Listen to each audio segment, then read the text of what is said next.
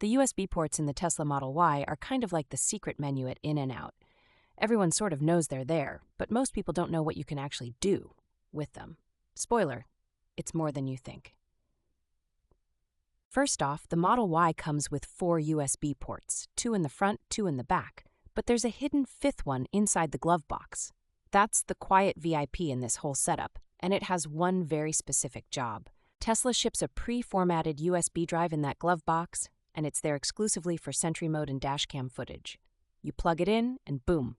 Every scratch, bump, or nosy passerby gets logged in real time. The front console has 2 USB-C ports. These are your go-to for fast charging your phone, plugging in controllers, or connecting a USB drive for music. But here's the rub.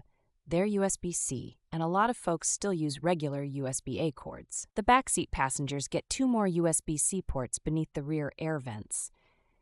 Good for charging their devices, useless for media playback.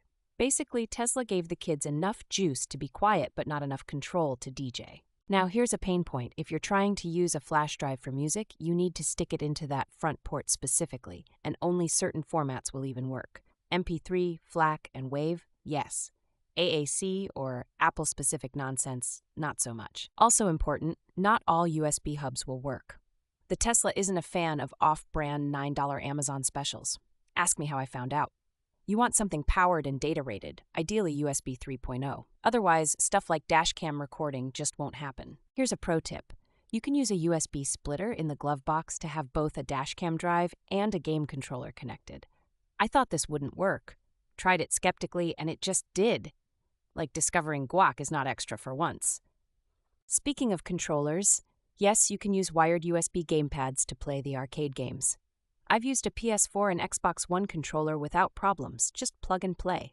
Makes waiting in the car almost fun if you're weirdly competitive like me. There is no wireless data support though.